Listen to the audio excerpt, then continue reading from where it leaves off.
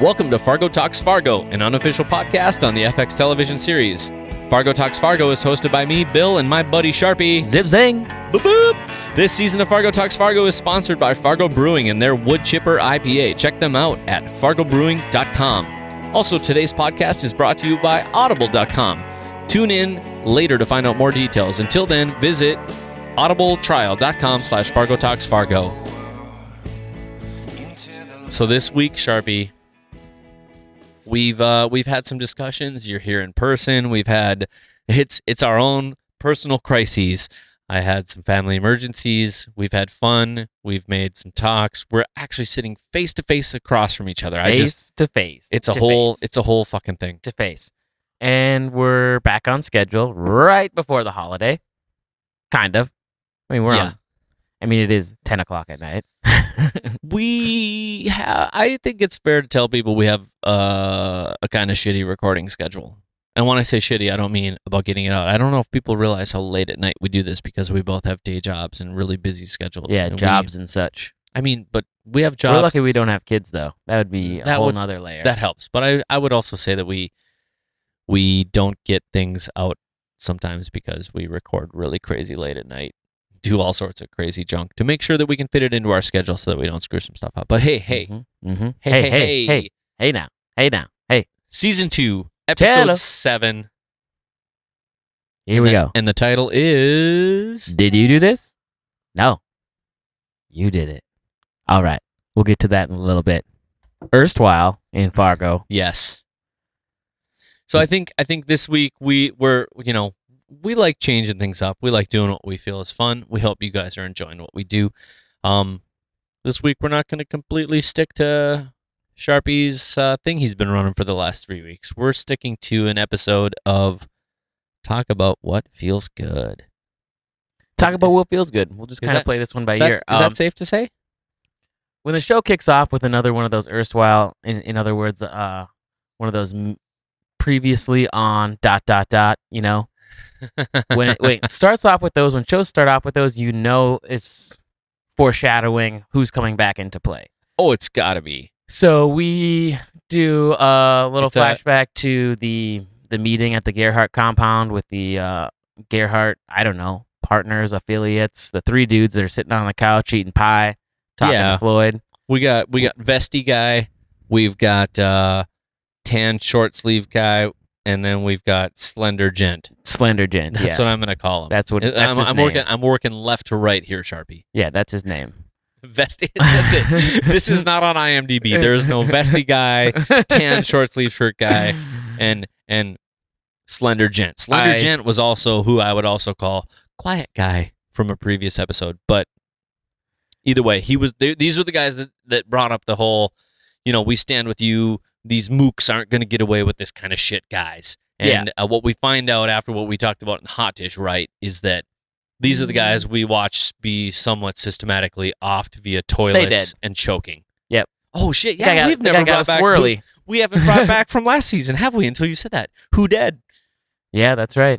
Damn. Yeah, that guy got a euthanasia swirly.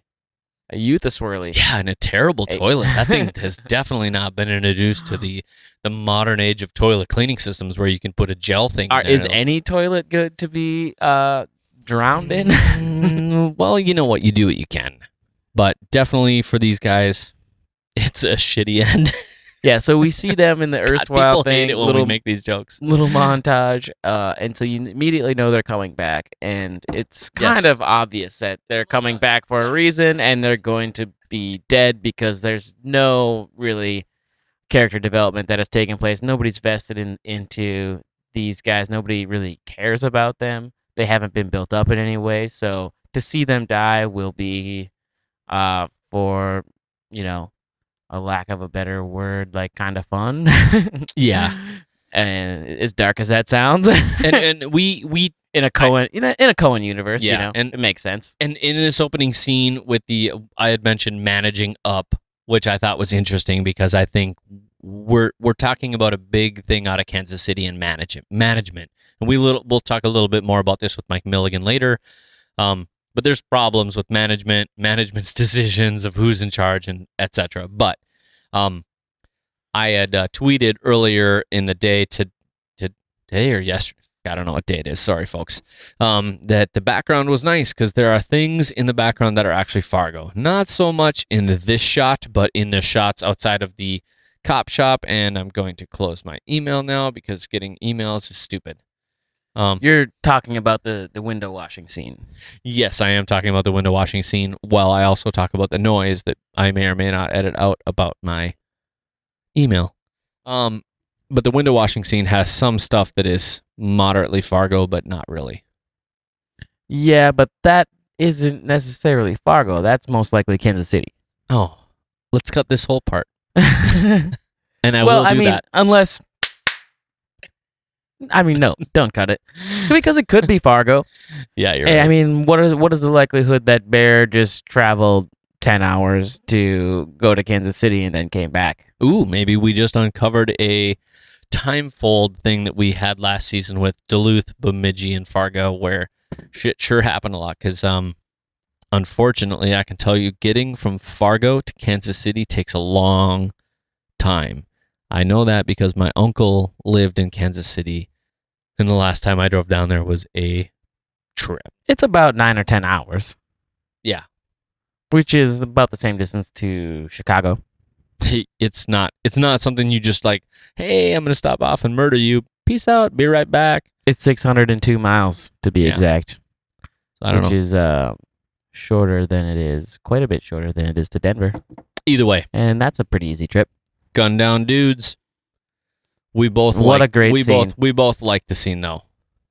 Great use of squibs in that scene because they are great everywhere. Use of squibs.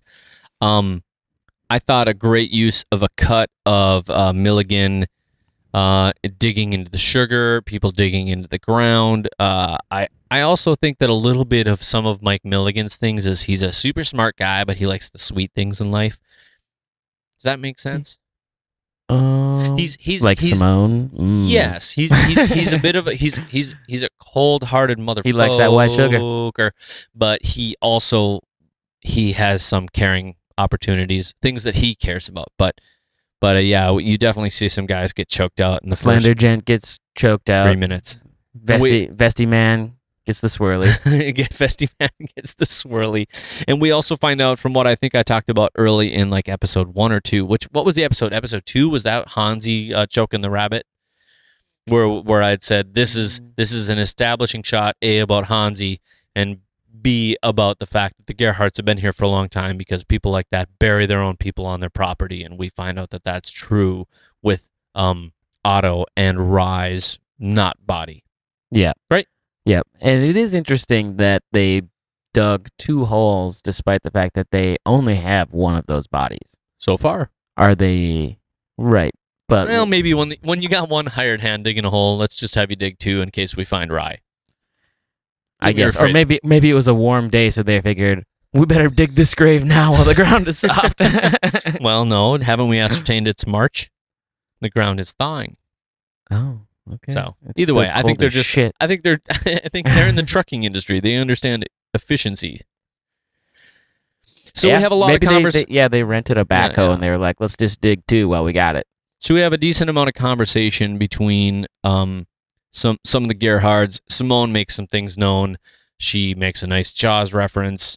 Continuing with her pop culture references. That she's, maybe I haven't mentioned this, maybe I haven't before, that she's a little Peggy Blomquist, that she lives through her pop culture a little bit, maybe? Yeah, I think so. People have been saying that her character development has been pretty weak up to this point, but I don't know if I agree. Maybe it's just not as interesting as some of the other characters, but I also disagree with that. I mean, I think her pop culture references, her playing of the both sides and it not working out because of her naivety and her, her age. I think all that's kind of interesting. I don't think it's weak character development. I agree with you. I totally agree with you that, and I think I maybe read some of the same things you said, that, yeah, there are some you could say thinly veiled things about her character, but I think what I like about that it's thin is that, guess what? She's a young girl. Yeah. She's I don't expect teenager. everybody to be as deep as the Mike Milligan. No, as Noreen, who is an emancipated teen living above a meat shop in Laverne, Minnesota. On her own. Yes. So I just think she's a girl caught up in a crime family doing what she does, and I don't understand. Yeah, I mean, I agree with you. I'm not going to say I don't understand something. I just mean that I think you and I agree on this point. So all along this montage that we've been describing, we've been listening to Jethro Tull's Locomotive Barrette. Is that correct? Yeah. Well, at least that was the note I had. I'd have to open my notes. I don't have my notes open from last night, so sorry. Or 2 nights ago. But yes, it's Jethro Tull, Locomotive Breath. Oh, we should also note that on Rye's tombstone in German, it says what? It says taken too early. In German is what? Oh, you didn't write that part down when I pointed it. No. So here's the deal. This is also the first time Charpie and I do I just don't want to pronounce it. Genomen. Yep. Genomen. Yeah. Either way, taken too soon, which, yeah, that's argumentative as well. No dates or anything because they actually don't know.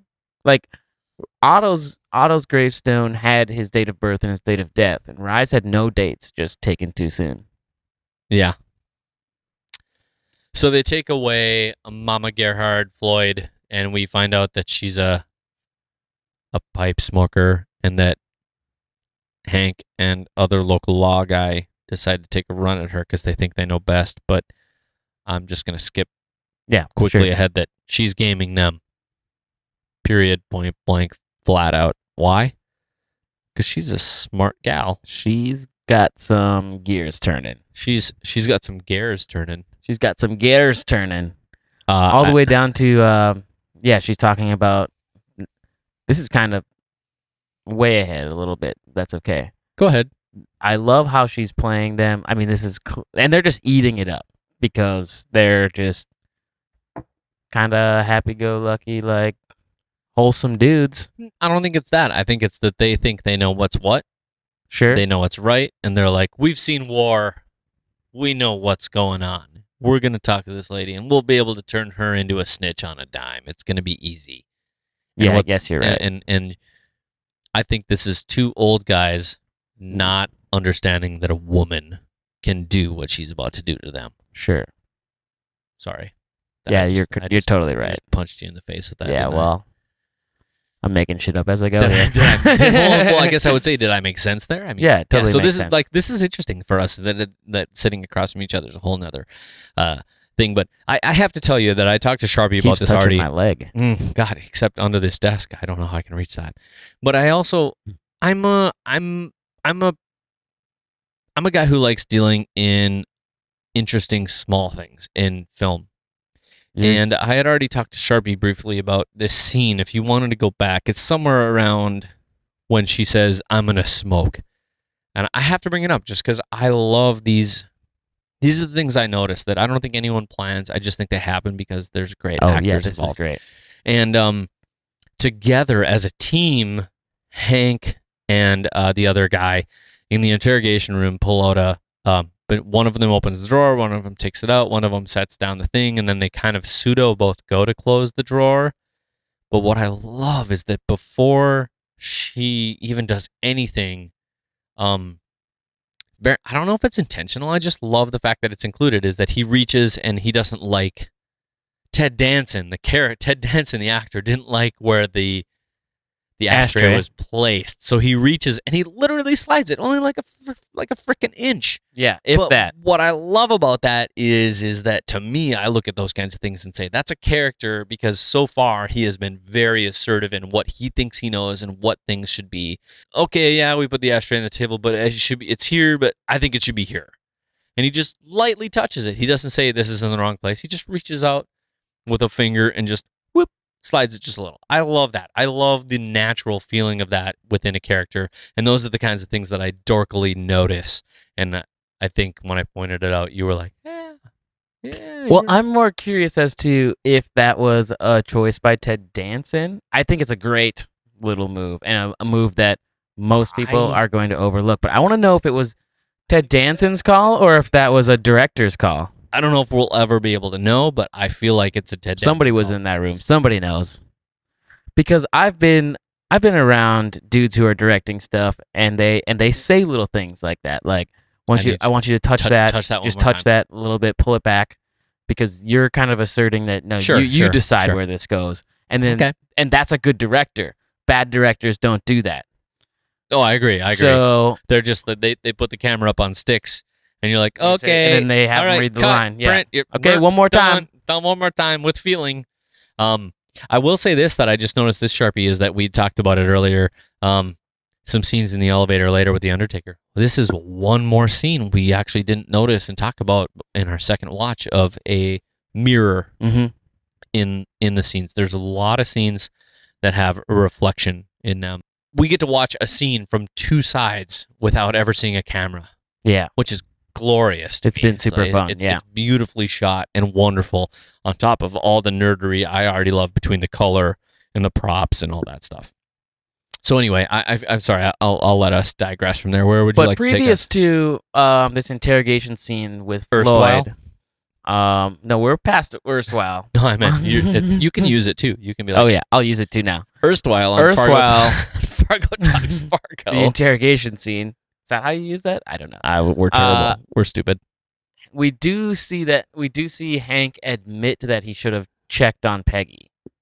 So we do know right. that You're right. He made a flub, and he realizes his brain, wasn't all there, and he should have went back and checked on Peggy after he'd gotten knocked unconscious, and he just kind of split the scene.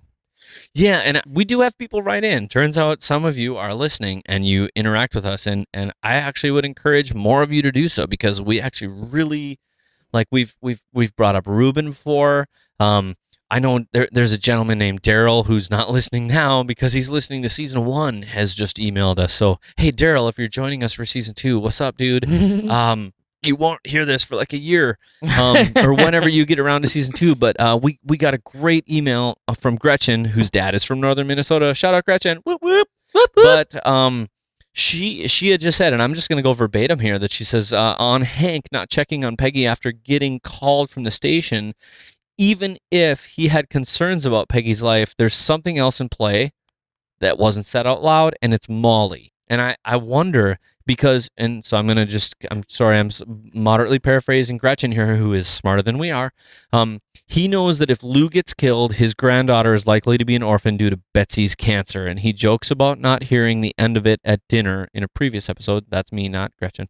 And his but without him, yeah, there's a lot of subtext and stuff going on, and that she also mentions Peggy's comments about decisions not being made in a vacuum. Anyway, excellent point by Gretchen. Thank you so much for emailing us. We really appreciate that. And I think she might be right, that we were making a big to-do about nothing. Like, oh, he didn't check on her. Well, at least we find out later in this episode, he acknowledges, like, ugh, I didn't even do it. And at the same time, you get clubbed over the head, you're worried people are coming for you or your people, and you disappear to go take care of your own.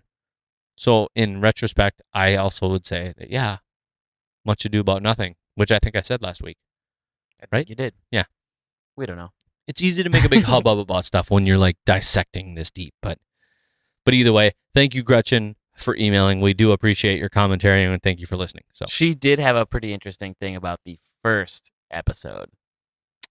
And I don't know. Can I? You want me to bring that up now? I think we might as well. Since I think we should, because it's fun. Email, and something we didn't catch. We did not catch, and I haven't seen many other people talk about this. Nowhere. So I'm Sharpie's sitting across from me. This is me, whoop whoop, tipping my hat while I drink to Gretchen.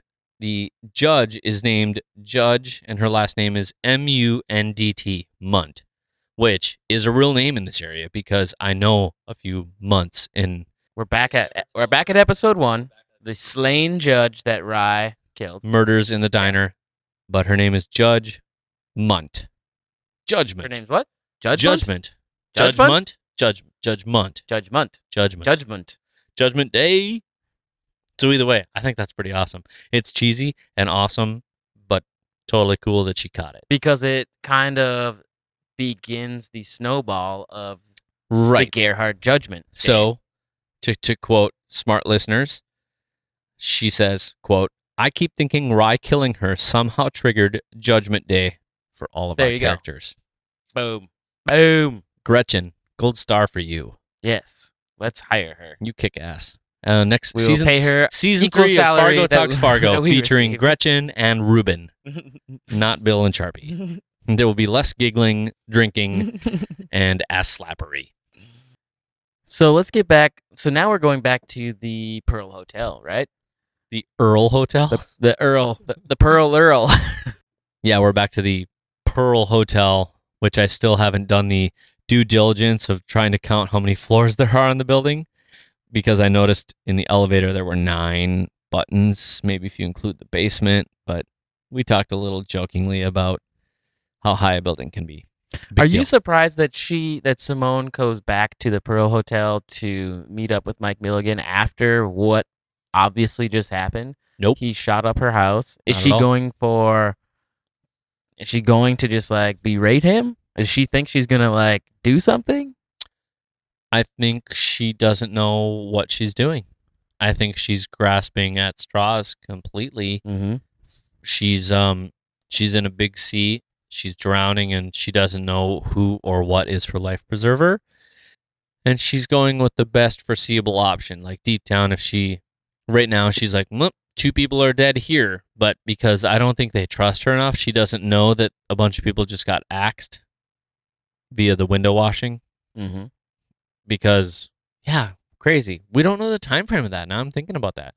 Yeah, so there's Bear talking at the funeral with her, but he had already gone and done something. So there's obviously some time shift in there that we don't address. And I don't know if it's completely important. The aliens probably picked up Bear and brought him over to Kansas City. Yes, with a Mylar balloon that reflects light. Yeah. And then J.J. Abrams stops by, and there's a smoke monster. Right? Either that or they went in L. Ron Hubbard's spaceship. Well, yes. His He's brother. seventh level. Yeah. Or whatever it's called. Yeah. Going clear. No, I don't know. I think really honestly that as much as you talked about people saying her character's thin a little bit, and I mean this has nothing to do with or the gal Rich who's playing it. No. It's more of a, I think her character doesn't know. I like the idea that there's a character that's not completely fully developed. When I say developed, I mean like personally, like the character written is not fully developed. Why? Because she's young. You have to have these characteristically like flawed people who fit into stereotypes. Why? Because people of that age in this era, there are a bunch of them that are just dumb as shit. A great thing as we enter into this little scene is we are listening to What Condition My Condition Is In. Yep. Which is awesome. Big Lebowski. The Big Lebowski reference. And I also, I don't know if we hit it anywhere, but there was the big toe reference. Yes. Oh, yeah, the big toe reference. Or a toe reference. That goes, the toe reference. That goes back to the interrogation scene when... The interrogation scene and the Hank conversation. Larson just doesn't believe that Ed Blomquist could possibly be working from Kansas City, and if he was, he would cut off his toe. Because you want a pinky toe? I'll get you a pinky toe. Because Floyd's making Ed Blomquist out to be the butcher of Laverne, this professional hitman. I do want to know this. When is she going to figure that out? Does she ever figure that out in the next the funny 3 episodes, the great right? thing is that that's what she honestly thinks. Because Dodd, right? Like, she has been leading you down the primrose path, Ferris Bueller, to this moment, and I wonder when she will find out. That she's been completely... Do you think she's going to be blindsided by that? Or do you think she's playing that up for the popo? I don't know. All right, I'm going to use this as a great time to take a sponsor break. Okay. So, moments ago, you heard me open this can of delicious Fargo Brewing Company beer. It's a wood chipper IPA. It is delicious. It has a velvety body. It is made with luscious hops with care and pride from the local Fargo, North Dakota. 2 pounds of hops per barrel. Thank you, Charpie. 2 pounds of hops per barrel. I don't care how many pounds there are, as long as I they don't feel even like know what an that incredible velvety hug that I can't get from any other, locally brewed wood chipper IPA. It's like you're wrapped in a grapefruit peel. Oh, it's glorious. I think I like it. And by I think, I mean, yes, I actually do. I like it a lot. And I want you to like it. So if you want to learn more about Fargo Brewing, I need you to go to fargobrewing.com and check it out. If you're in the Midwest and they distribute over the 3 states in the area here, Minnesota, South Dakota, and North Dakota, you need to go find out where they're at. And if you want to help us out, you need to go to any of those local liquor stores, any of those lickle. You guys got liquor stores around here? Go out, find it, and buy it. If it's not there, ask for it. And when they say, "Who told you?" say Dodd Gerhardt. And they will pee their pants and immediately order Fargo Brewing beer. Why? Because Dodd's a bad motherfucker. Thank you to fargobrewing.com for sponsoring this season of Fargo Talks Fargo. Otherwise, no joke. Just go to the site, check it out, and if you want, get in touch with them. Send them an email. Tell them, actually do that. Find the contact thing. Tell them you love the show and that you think it's fun listening to us, and you're happy they sponsor us. And let's find out a way that we can hook you up. They can sell you some T-shirts or some fun Fargo stuff. So yeah, hit them up. Maybe they'll just send you something. Yeah, you never know. They got stickers. They got T-shirts. They got all sorts of great stuff. So thank you so much to Fargo Brewing Company at fargobrewing.com and their wood chipper IPA. And while Bill's putting his pants back on, we will continue this scene with Mike Milligan and Simone. Simone being withheld by the kitchen brother and kind of erratically, She already got slapped by grandma. What could get worse? Yeah, she's getting slapped around by everybody. Mike Milligan goes into we get another Camus reference when he quotes Camus saying, "Freedom, that terrible word inscribed on the chariot of the storm." So another Camus reference, not the myth of Sisyphus. God, nope. I can't ever say that right the first time. Then Lou and Ben Schmidt bust into the hotel room to save Simone from getting a smackdown, although they didn't really know that. They were just kind of coming down on KC just to see what the F is up. I love it when you sing songs. What the F is up. It's little people know that Charpie's a big Bone Thugs and Harmony fan. Has nothing to do with Fargo at all in any way, shape, or form. And Lou goes into this. I love that you ignore. There's no sequitur for that. I love that you go for it. Go for it. He goes into this shoe metaphor. Tell us. Lou's talking about how he's got 2 pairs of shoes. Yes. He's got one for winter and one for summer. And this is interesting because it kind of goes along with Lou's black and white personality. Like, things are either right or wrong. You're with us. Oh. Yeah, we're on the same page there, aren't we? It's almost like we're finishing each other's sentences. Pancakes. God damn it.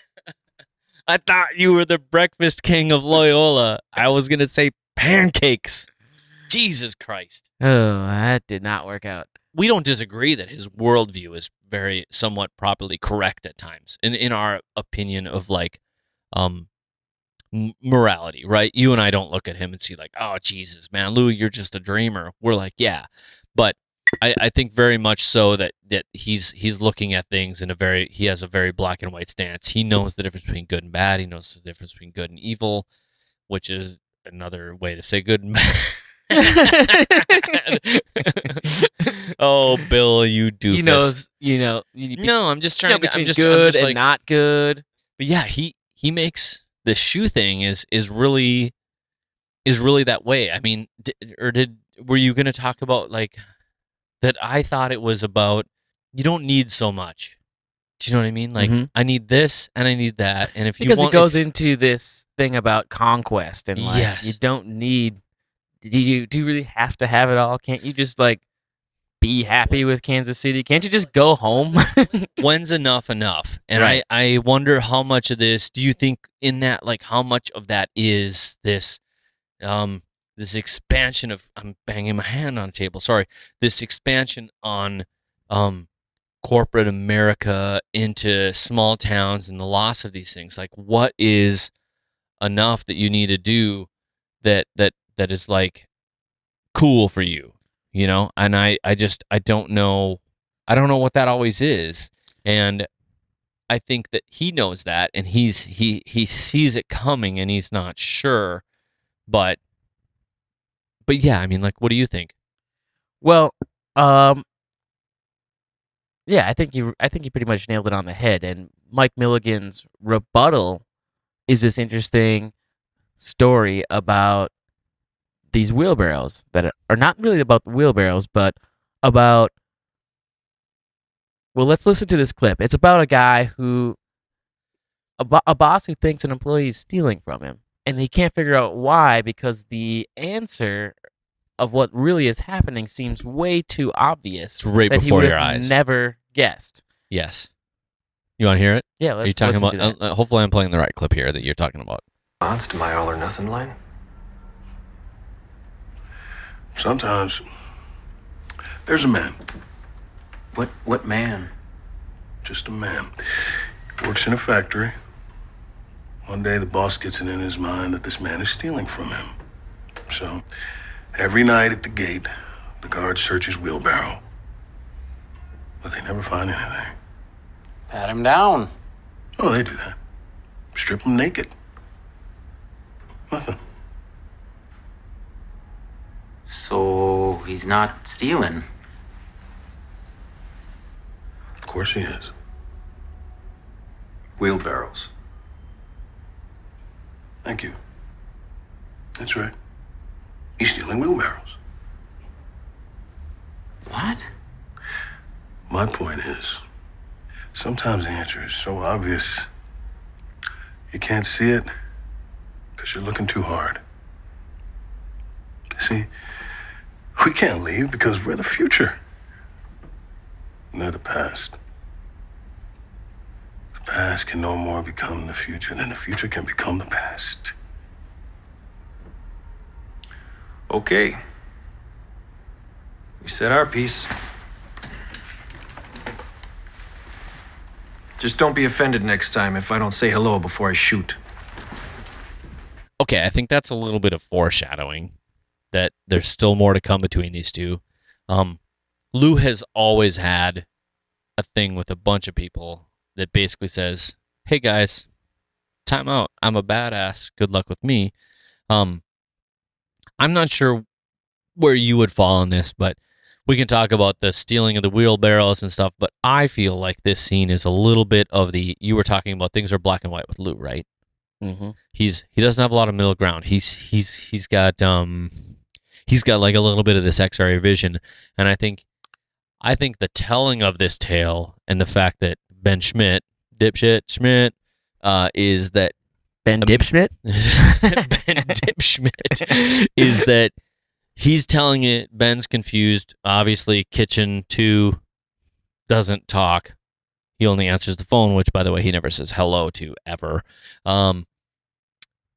But I think this is just another scene where Mike feels the need to show his knowledgeable prowess, and that Lou is able to say "der" or "derp." The answer is X, and he goes, "Oh, good, you were on the same page." I feel like these are two guys who are asking. They're handicapping each other. You know what I mean? It's bowling. Mark it zero. There you go. You're with me. So I don't know if that's the case or not. That's where I feel this is. But these two are doing this type of discussion with each other. Because it sounds like, as a story, it sounds fucking awesome. Yep. And at the same time, the minute you're like, it's the scene in a weird way. Here's the crazy thing. I'm going to make an Indiana Jones reference. This is Mike Milligan coming out at the scene in the Indiana Jones with the sword, and he's like, "What?" And he's like swinging the sword and doing all this shit, and out of nowhere, Lou just pulls a gun and goes, "Boom! You're dead." I don't think it means he's dead yet, but I'm just saying Lou has said, "Hey man, I get it. You got some book Enough smarts." with the dancing and the prancing. Yeah. So that's that. Now we're at the house, which, by the way, I talked about last week. I don't think it's the Salverson house. I don't think it's we're at the house. I don't think it's any mystery to anybody that Betsy. I don't think Betsy needs anybody. Man, she can wield a shotgun. front closet shotgun. For those of you who think, well, really? The answer to that is yes. I mean, even in terms of like, really, there's a gun in the front closet? Is that what you're saying? Yeah. I'm doing my Oh, yeah, Fargo for sure. perspective thing. Because we definitely had shotguns in the front closet. We had shotguns. There's always like, there's like guns around, just like in the little corner behind a door. Yeah, That's absolutely. like yeah. that's like the gun spot. And here's the deal, though. I would venture to say that, in the giant gun debate of America right now, I would venture to say you and I are both talking about very non-assaulty guns. I'm sorry. That may sound wrong. You can assault anybody with a gun, but I'm talking about shotguns with like the little piece that goes in them so that you can only load legally 3 rounds of ammunition and all this stuff. But the point being that, I mean, even in high school, before things got kind of crazy in America with Columbine, it was very not awkward for me. And I'm about 10 years, right? 10 years older than you, Charpie. It was not uncommon for me to leave Fargo. And I don't mean this in Fargo being podunk. I mean, we're a larger city. We're the largest city in the state. We're the most progressive. But it was not unusual for friends of mine in hunting season to go out before first period in high school and shoot birds like pheasant, grouse, stuff like that. Yeah, very rarely deer, because deer takes a lot more rigmarole. Rigmarole after you shoot it. You got to skin it. You got to gut the whole thing. But it was somewhat normal for at least 3 to 4 weeks any given year that there would be guys who pulling into the school parking lot with guns in the back. They would be in the back. Truck. They weren't necessarily. I will say that in terms of Fargo, as against other smaller communities, they didn't have gun racks in the back window. Like, Dad, can I put a gun rack on my bike? Like not like King of the Hill. Damn it, Bobby. Mm-hmm. but not like that kind of thing. But there were definitely were guns in the car. That said, that kind of shit would not be tolerated now in any way, shape, or form. But no. So finding a gun in the front closet of your house. Totally totes norm. That is not a oddball thing by any means. Not in the late 70s. There, I said it. So what we're talking about is Betsy can fend for herself, and what happens is she comes into her house, notices some boots on the floor, and we've got Sonny and the Breakfast King of Loyola standing in the kitchen. I'm so glad you beat me to that, because I just wanted to say you can say it. I just still want to say, you're a pro man, the sausage king of Chicago. I love everything about her take charge attitude, and that here's what I love about Betsy's character on the show. She doesn't need shit. She doesn't need it. She doesn't need anybody. She's very aware of the fact that she's going to die, but she's a big enough person to let everybody do that. To let her husband dote upon her father dote upon her. She just takes care of her kid. To let the Breakfast King of Loyola into her house and his sidekick to hang out there for days, sleeping on the couch and unfortunately the floor for Sonny. And she's just like, it's cool. She's actually, to me, the truest form of the Midwest on this show between season 1 and 2, period, point blank. What? Yep. What? Like, I'm talking about a heartfelt, kick-ass Midwest person. I don't know. I thought Molly was pretty good in season 1. Yeah, and who's the closest thing to Molly in season 2? Yeah, I guess you're right. Okay, well, this is the genesis of that kind of thing. Like, the deductiveness, the understanding of people's feelings, the being somewhat selfless. And I'm not saying people that outside of the Midwest aren't selfless. I just mean that here there's a very big thing about not making a big deal about when you do things that are nice. Like, oh, well, it wasn't just me. I had some help. Mm-hmm. People are like that here. I don't know if it comes from being a Scandinavian, German, Irish, because here's the other thing. We're a whole bunch of stuff here. Anyway, I have digressed from the show, but I think she looks super hot wielding that shotgun, by the way. And now we're back to being assholes. She's a sick cancer girl, and Charpie wants to hug her a little longer than he should. I want to see a Women of Fargo calendar. I want to see a just Carl Weathers entire Calendar? show or calendar. I don't care.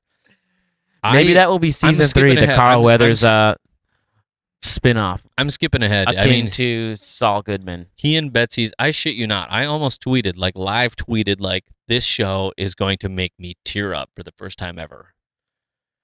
When she... In the scene with Betsy and Karl. Yeah. I mean, I'm Where sorry. she's That talking was about... It was well written, Yeah. incredibly acted, and shot in an incredible way that they start with this very, very vast distance between them, between two different worlds and kitchens. And then the minute they take that other angle, did you notice how small the world felt for a minute? Like it went from this really wide, like, look how they're 2 rooms apart. But if you just change one angle, they're not as far as you'd think.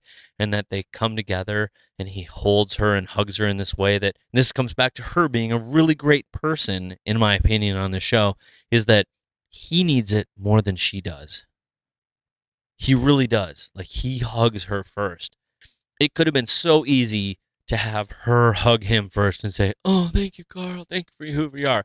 But the real reality of this situation is that Karl looks up to her, and what he thinks of she and Lou is more than what And here's the crazy part: contrasting what he said the previous night about, "I'm here to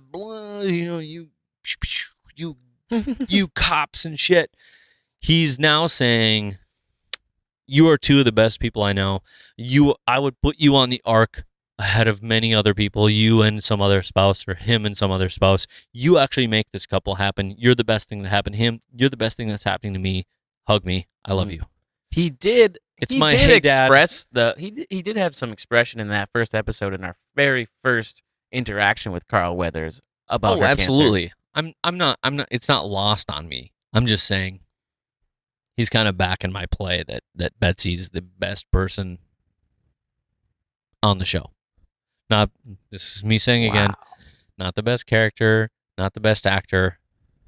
The core of the moral fiber of her character is the most pure and decadent and insightful I person. think you're the one that has the crush. Oh, God, I just want to hold her. I just want to make pancakes. Hey, and by the way, speaking of, I just thought of that. What? It's pancakes.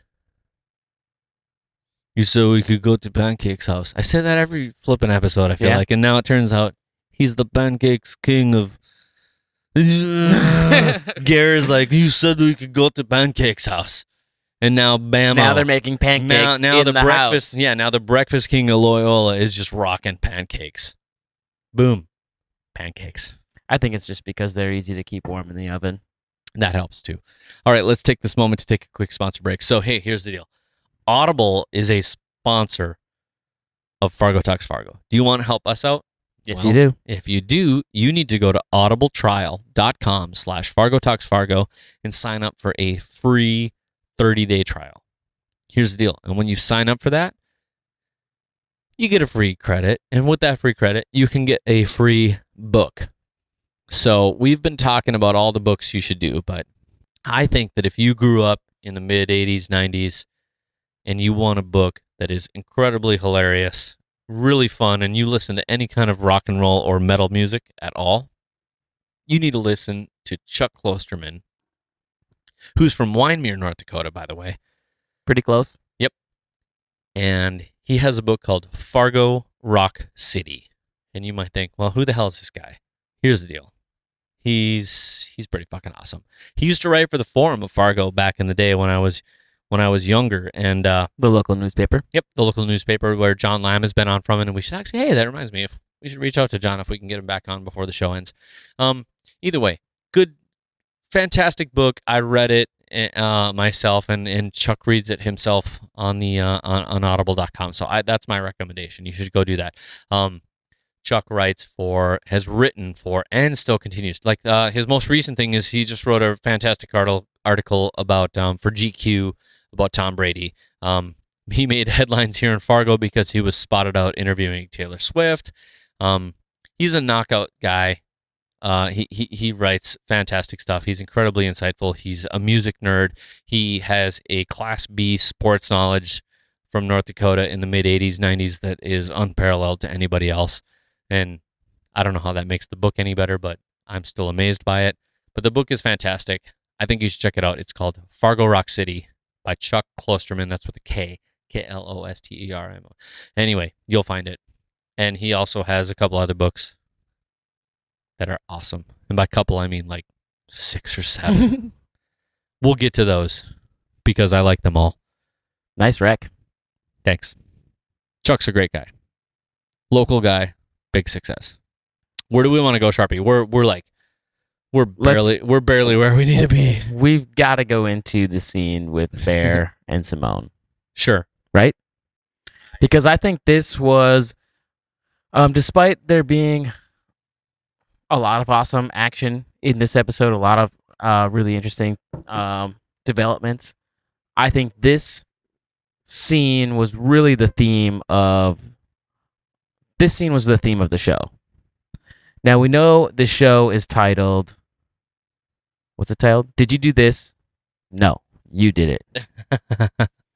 And we have some theories as to what this might mean, and I think we're on the same page in thinking that this refers to this scene between Bear and Simone. Sure, tell it. So the scene, so what we see is Bear taking Simone out to the woods.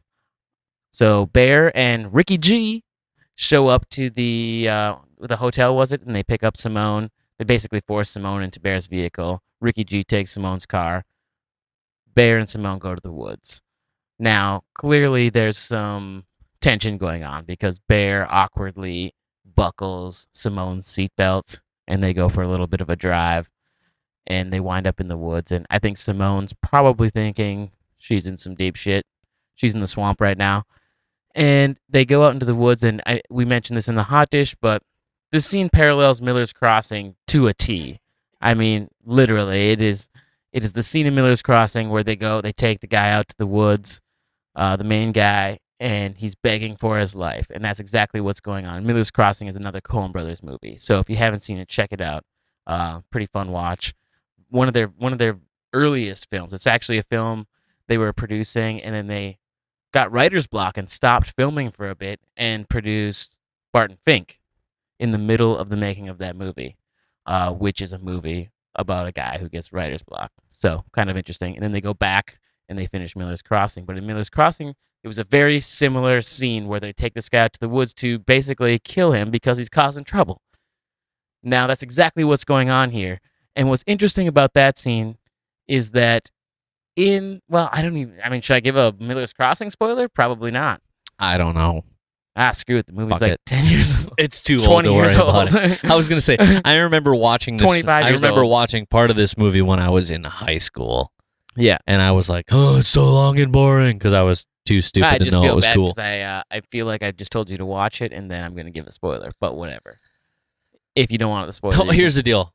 Spoiler that will only last 1 to 2 minutes in 3, 2, 1. Say what you got to say, Charpie. So they take him out to the woods, and the guy's basically begging for his life. And the man who's supposed to kill him... Wait, Bruce Willis is dead the whole time? Oh! Fuck! Quick, get out as many spoilers as you can. Okay, all right. He really struggles with the fact that he has to kill this person, but he has to because it's for, he's basically Is this being Gabriel forced Byrne's to. character? No. Whose character is that? In the woods? Sorry. Go ahead. Fuck me. Who cares? And he doesn't kill him. He basically fires the gun off to the side so that there's the sound of the gunshot and the henchmen that are back. Pew! Yep, just like that. That's exactly what a gun sounds like in the 1930s. Pew, pew, pew, pew, pew, pew. Yeah, kid, you see? And he basically tells these would-be victim to, hey, you need to get the hell out of here and never show your face. He doesn't again. say vominos? He probably says, hey, vamonos, kid, see? Yeah. Never show your face again here, see? You got to make yourself scarce. Yeah. Don't be in these woods no more, you hear? Don't want to be seeing the likes of you ever again. God, we're dicks for ruining this movie. No, Yeah. you got to This watch is it. the longest description ever. So, It's only been like 6 minutes. Oh, hey, welcome back. Sharpie's not ruining this anymore. You're safe. the thing is, Bear, we've grown to like Bear. Bear, the audience is on Bear's side, and he just seems to be... Like is a strong word. I mean, it's not that strong of a word. I mean, we know we like him better than Dodd. He's the most likable shit character in a immoral world that they're living in. We've grown to like Lou and Hank.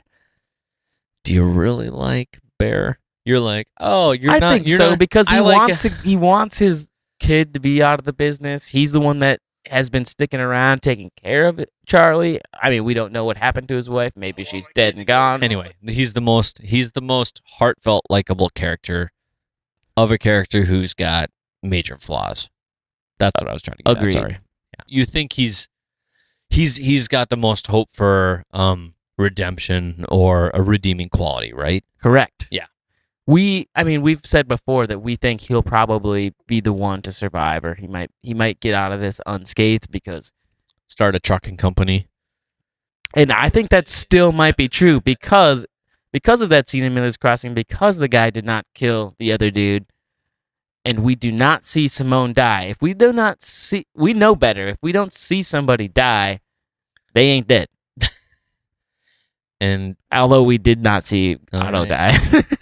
And he's in the ground. So just proved that theory wrong.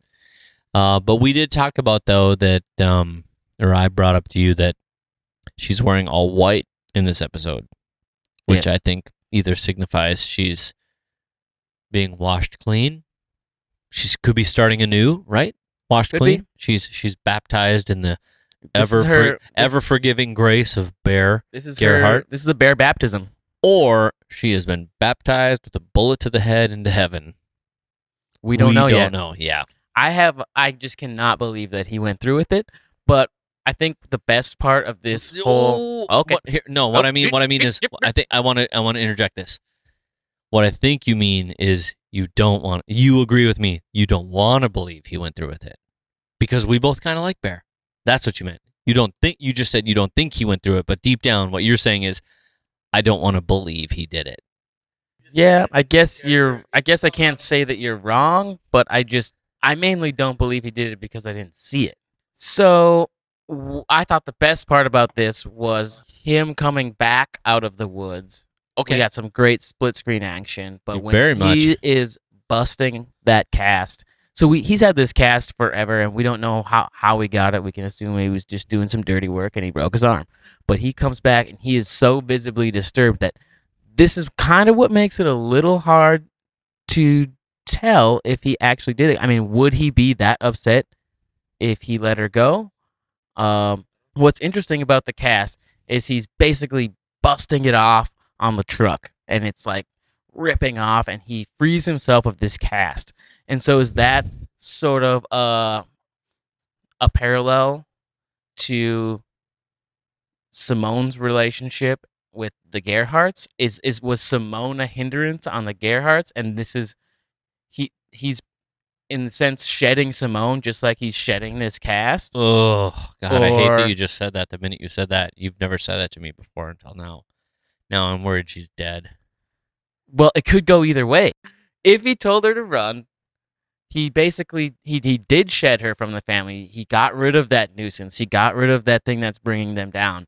And just like the cast, he's breaking it off and he's ripping it off, but his arm's still probably broken. So it could come back to hurt him at some point. That's if she's alive. If she's dead, he's breaking off that cast, and shedding it as like another piece of symbolism that this thing's actually gone. The cast is white. She's wearing white, but we do have aside from the split screen action of him beating the cast, we start to see him sort of reflecting on the people in his life. We see images of Rye. We see images of Otto or of Dodd. We see images of everybody, of Simone. I think I tried to make more of that than should have. After that split screen happens, on the left-hand side of the screen, it's very interesting. At around 35 minutes, if you've bought the show, you will notice that the split screens are they go from being time shifted to being like very close to each other within a second or so of what the actual scene's happening when he's banging his cast on the car. And after that, on the left-hand side of the screen, I felt like a little bit of they were showing us characters that were sort of maybe alive. Floyd, Dodd, because we know Dodd's. Well, you've watched the show, so you're listening. Dodd's not dead, and then Charlie in jail, and then strangely though, we don't know if Hansi is or isn't alive. But on the right hand side, we see Hansi in the split screen with Dodd and or Bear on the left, and then we see a flash of Rye and then Simone. So I was doing a little bit of over guesstimating about dead people versus people alive. Say what you will. It is what it is. It's not a major statement. It's just, it is what it is. It's overthinking. There's what it is. There, I said it. And speaking of overthinking, let's get into the show title. Did you do this? No, you did it. What we think this is a reference to, and more than likely, is a painting by Picasso. Guernica. Well, the title is... yeah, I mean, there's a comment. Dear Wikipedia. Dear Wikipedia, thank you. Dear Ndugu. So Picasso had this painting called Guernica, which was a painting of war. It was a painting about the bombing of a town. And there's all these animals and people suffering. In Spain. Yeah. And basically just it's a mural-sized painting. It's like 25 feet across or something. But it's a painting about war and it's about suffering and just mass destruction. And what is interesting about it is it was hanging up in the Museum of Modern Art somewhere. And while this was during some Nazi occupation, so this was back in like 1937 or something like that, or maybe a little bit after that. I think the painting was maybe from 1937. But it was hanging up, and allegedly a Nazi officer approached Picasso and looked at a picture of this mural and said, "Wow, did you do that?" And because it's a picture depicting war and destruction, Picasso said, "No, you did it." And so what we're thinking... Yeah, that was just to correct ourselves, it was in Paris that the conversation happened. Okay. Supposedly happened. Allegedly. Keep going. So what sorry. we're thinking, we're trying to figure out how to tie that into this episode, and we think that it is reflected. This story is reflecting the scene with Simone and Bear. I mean, I'm thinking that the way we can tie this into the show is that it's the conversation between Simone and Bear, as Simone is pretty much begging for her life and saying, this is not my fault. I'm the product of I'm the victim. your destruction. Yeah, I'm a victim here. Yeah. You can't blame me. Like, I may have produced some of these things that are happening around us, but you guys are dropping the bombs. I'm the victim here. You have to look at it from my side. You did it. Did you do this? No, you did this. Yeah, so in Bear's she mind... was born into this. In Bear's mind, he's out here taking care of business, right? Yeah. Like, you're making trouble. I'm really sorry, but here's the deal. You're making trouble. And she's like, I'm not making trouble. I'm the victim here. You did it. At least this is what you and I talked about, and you and I both think. And I could be wrong. But I mean... I think it translates well. I still think that's the beauty of this, is that we have the right to be completely wrong and the right to be completely right. And it opens it up for discussion, because people will pour in and be like, yes. We think it's this, and that's like... Yeah, I mean... This is one of those shows you can do that, and luckily we're living in an age where more of these shows are coming about, but this is what I love about the new era of television. Right. We're starting to make pieces that are conversational. I don't even know where we go from here. I feel like let's start working towards an end. Yeah. Let's start. I mean, this shit that we're talking about is only happening like... Oh man, there's so midway much more. through the show. I mean, well, let's talk about. We didn't talk about the Undertaker. Yeah, boom, you're fucking dead. I don't think we need to talk about that. Boom, you're dead. And then when I say I don't think we need to talk about that, I think Mike Milligan's making a huge play.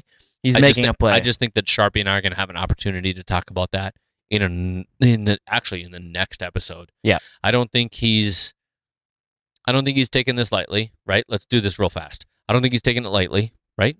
Nope. You with me? Right. I think he's aware that he was about to get possibly offed, and he's making a play to make amends for his transgressions. But he's showing the authority that he's not making friends with the people that are above him. He's kind of committing to. I'm 80% there with you. He's out I'm 80% there after with that you. move.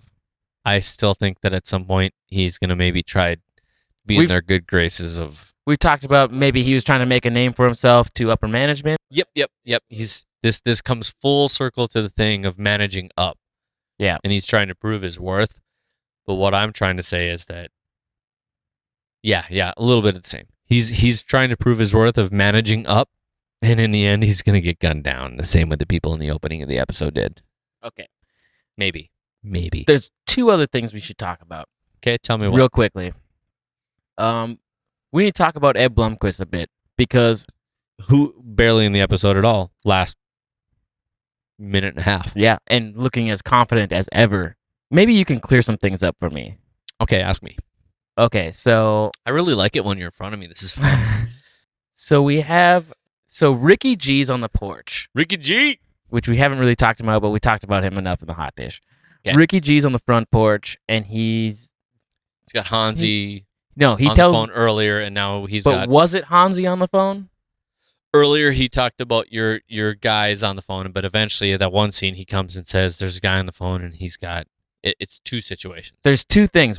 At one point, they Yes. said Hansi knows where Dot is, Yes, and then as Hansi always knows where Dot is. And what I'm talking about is on the porch scene when Ricky G goes, "A guy's on the phone." He says he knows where Dot is. Oh, the scene where he goes, "That's cold," and he right? and Is that he what you're gets talking choked out by Bear. Oh yeah. So was that Ed Blumquist? Because I don't think that was Hansi's call. I think that was Ed Blumquist's No, I call, think right? that's Ed's call. I agree. So Ed's calling both parties.